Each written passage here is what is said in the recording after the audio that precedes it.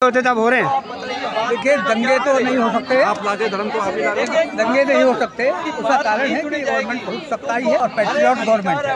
और पहले जो गवर्नमेंट थी वो केवल खानदानी शासन चलाने की थी और कांग्रेस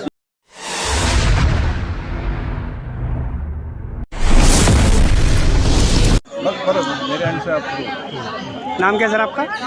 नाम भारत का नागरिक। अच्छा, ठीक है, अब आप सुनिए। अब आप कंपैरिजन में तुलना करना चाहूँगा कि जो मनमोहन सिंह की सरकार थी उनके पहले 9 साल की जो जीडीपी थी उसका औसत 6.8 के आसपास है। इनके पहले 9 साल की जीडीपी का औसत 5.5 है। तो तुलना किसकी ज़्यादा अच्छी हुई ग्रोथ हुई? मनमोहन सिंह की। जबकि उनके पास मात्र 206 सांसद थे, इनके पास 302 सांसद हैं। उसके बावजूद भी ये देश को उस तरीके से ग्रोथ नहीं दे पाए। तो अगर जब ग्रोथ उनके टाइम पे ज़्यादा हुई तो रोज़गार भी उनके टाइम पे ज़्यादा जनरेट हुए, ठीक है, और समाज में शांति भाईचारा ये सब उनके टाइम में। सर ये एक मिनट, भाईचारा हम लोग तो कहते हैं हिंदू धर्म, लेकिन मुसलमान भी कहते हैं भाईचारा। सब कहते हैं। देखो नहीं, आप नहीं, धर्म क्या होता है? अब यह धर्म की बात सुनो। हाँ। धर्म का मतलब है प्यार, मोहब्बत, भाईचारा, सत्य, ये सब धर्म है, ठीक है। धर्म के नाम पे अपनी गर्दन को कटवा दो धर्म के लिए। धर्म के नाम पे धर्म के लिए अपनी गर्दन को कटवा दो। धर्म के नाम पे नफरत फैलाना ये अधर्म है। धर्म के नाम पे सत्ता के लिए आप नहीं, कन्हैयालाल के साथ जो हुआ वो सही था धर्म। वो हिंसा है। हिंसा जो है उसके लिए देश ये का लोग कानून हिंसा बना है। ही करते हैं। ये लोग हिंसा ही करते हैं और धर्म की बात करते हैं। हिंसा के लिए कानून है देश में। नहीं, अरे वो हिंसा करेगा उस लड़की के 36 टुकड़े वो सही था। कोई भी हिंसा सही नहीं है, कोई भी हिंसा सही नहीं है। एक बंदे का मतलब ये आप किसी के साथ भी हिंसा नहीं एक होनी नहीं चाहिए। सर, ऐसे सैकड़ों केस आते हैं। आप उसको धर्म के एंगल आप भाईचारा की बात ना कीजिए। हाँ, अब ये अगर राजनीति आपको करनी है तो आप राजनीति कीजिए, तो आप लेकिन भाईचारा लोगों को ब्रेन वॉश करके भाईचारा और दंगा कराते रहे। आप क्या चाहते हो? भाईचारा और इसको एक साथ मत मिलाइए। आप जीडीपी पे बात कीजिए, उस पर बात कीजिए, लेकिन भाईचारा नहीं हो सकता। इसमें आप कौन लागे? जीडीपी हो गई। अब दूसरा करप्शन पे आ जाता है। करप्शन में कांग्रेस के ज़माने में अगर करप्शन लगता था तो उनके सांसद और उनके मंत्रियों को त्यागपत्र दिया जाता था, जांच होती थी और जो पनिशमेंट होती थी। इनके काल में जो भी करप्शन हुए हैं एक भी जांच नहीं हुई है। इन्वेस्टिगेशन की तो पनिशमेंट की तो बात छोड़ दीजिए। अदानी के इतने घोटाले हो रहे हैं, कोई जांच हो रही है? आप मुझे बताइए। पीएम केयर घोटाला हुआ, जांच हुई क्या? राफेल का घोटाला हुआ, क्या जांच हो रही है उसकी? नहीं हो रही है। बैंकों ने 10,40,000 करोड़ बड़े बड़े उद्योगपति के माफ कर दिए, कोई जांच हुई है उसकी? अच्छा ये बताइए, जो देश में जो पहले दंगे होते तब हो रहे हैं। देखिए, दंगे तो नहीं हो सकते, आप लाके धर्म को आप ही ला रहे हैं। दंगे नहीं हो सकते। उसका कारण है कि गवर्नमेंट बहुत सत्ताई है और पैट्रियट गवर्नमेंट है। और पहले जो गवर्नमेंट थी वो केवल खानदानी शासन चलाने की थी और कांग्रेसियों के नाम पर वो लोग अपने रोटी चल खिसक रहे थे। एक इत्तेफाक की बात है कि हिस्ट्री में पहली बार कि जनता का राज आया है। नहीं तो अभी तक जनता का राज नहीं था, केवल खानदानों का राज था। अभी उनके गुलाम जो है वो परेशान है और वो लगातार ये कोशिश कर रहे हैं कि कांग्रेस पे हमेशा आरोप लगते रहे हैं कि वो परिवारवाद की राजनीति करती है। बिल्कुल खानदानी गुलाम हो गए। अमित शाह का बेटा बीसीसीआई का अध्यक्ष है। ये परिवारवाद नहीं है तो क्या है? मोदी जी का बेटा कहाँ पर है?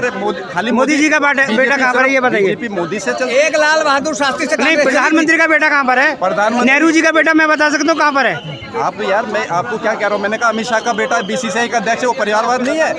सर, राजनाथ का राजीव गांधी का बेटा बता सकता हूँ कहाँ पर है। राजनाथ का बेटा संसद है, वो परिवारवाद नहीं है। राजनाथ का बेटा सांसद है, वो परिवारवाद नहीं है? सर मैंने पूछा मोदी जी का बेटा बताइए। आप बीजेपी, आप परिवारवाद बीजेपी नहीं क्योंकि मोदी ही बीजेपी मोदी ही बीजेपी है। देखो, अपनी पत्नी को आपने परिवारवाद की बात की। हिंदू धर्म में अपनी पत्नी को साथ रखा जाता है भाई साहब। लोकसभा में आप लिखते हो मेरी पत्नी है, हालात उसको साथ नहीं रख रहे। हिंदू धर्म नहीं होता सर। हिंदू धर्म देश के जब हालात, अगर देश में राम जी ने भी अपनी पत्नी को छोड़ा कराना चाहे तो उसके लिए पत्नी होना आवश्यक नहीं है। बुद्ध ने भी अपनी पत्नी को छोड़ा था देश की कल्याण के लिए। हमारे यहाँ बुद्ध ने पत्नी को छोड़ा और यशोधरा को बाद में शरण भी दी। नहीं, गोदी मीडिया सर सवाल।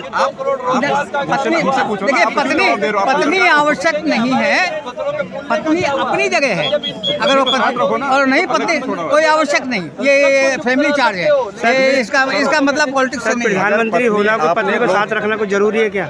लोकसभा में आप उनको पत्नी मानते हैं, लोकसभा के इलेक्शन में आपने उनको पत्नी माना है, तो हिंदू धर्म में पत्नी को साथ रखा जाता है, तो आप साथ रखिए उनको। अगर हिंदू धर्म को आप इतना मानते हो, हमारी हिंदू संस्कृति में ये होता है कि पत्नी को साथ नहीं सर, ये निजी टिप्पणी हो गई। देखो, जो गलत है ये निजी टिप्पणी हो हमारे गई। हिंदू धर्म में ऐसा कोई कानून नहीं है कि देश की जो साधु हो गया और सत्ता पर जाएगा तो पत्नी को के साथ लेके घूमेगा, ऐसा कोई कानून नहीं। देखिए देश के लिए बहुत से लोगों ने अपनी पत्नियों को छोड़ा है, बिल्कुल छोड़ा है, वो अपना निजी फैसला है उनका। अजी उनकी छोड़िए, आपके सामने मैं खड़ा हुआ हूँ, बचपन से आज तक मैंने शादी नहीं की, मुझे औरत से कोई मतलब नहीं है, बचपन से साधु हूँ और केवल इसलिए हूँ।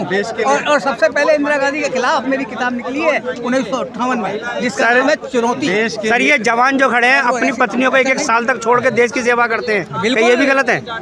मैं आपसे कह रहा हूँ, नहीं आप बताइए, अगर ये जवान अपनी 1-1, 2-2 साल तक बॉर्डर पे लड़ते हैं, ये भाई आपकी वो उनकी पत्नी अपने साथ है, बॉर्डर पे लड़ते हैं 1-1 साल तक, देश के लिए अपनी पत्नियों को छोड़ते हैं, ये भी गलत है क्या? नहीं है यार, वो साथ में रहती है, उनको पूछो देखो पत्नी घर में रहे या वहाँ साथ में रहे, इससे कोई फर्क नहीं पड़ता सर। लेकिन निजी नहीं, अब केवल ये बताइए कि 2014 में हमने कांग्रेस को छोड़ा था, लोग जनता ने छोड़ा, सबने छोड़ा, जनता ने छोड़ा था। क्यों छोड़ा था, किन कमजोरियों पर छोड़ा था? ठीक है, वो तो कांग्रेस ही ईमानदार नहीं रहे, इसलिए यार सरकार चेंज होती रहती है हर जगह, कभी कांग्रेस आई कभी बीजेपी, वो तो चलता रहता है। आप क्या चाहते हो कि सदा अनंत काल तक कांग्रेस ही रहे या अनंत काल तक बीजेपी रहे?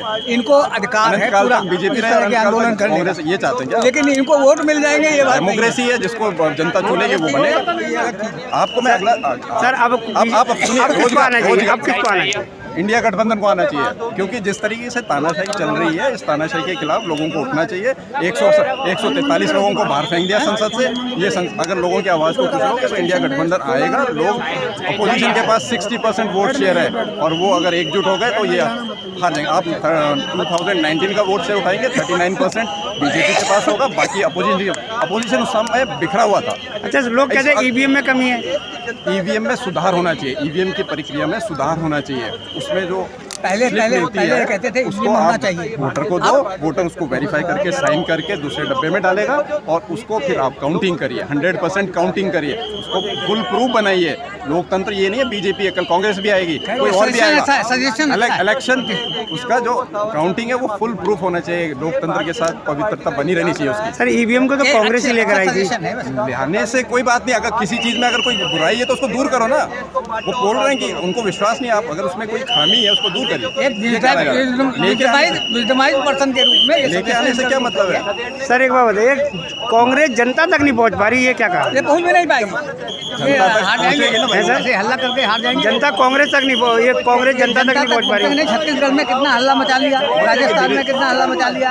ये केवल वहाँ जहाँ ब्लैक के पैसा काफी इकट्ठा है कांग्रेसियों का, उनको बांट करके जीत सकते हैं। जैसे आप पार्टी आ गई थी यहाँ, NGO ने पैसे दे दिया इनको। सर आखिरी सवाल, आपको लगता है 24 में आएगी? बिल्कुल आएगी, पक्का? पक्का। तो प्रधानमंत्री कौन बनेगा? प्रधानमंत्री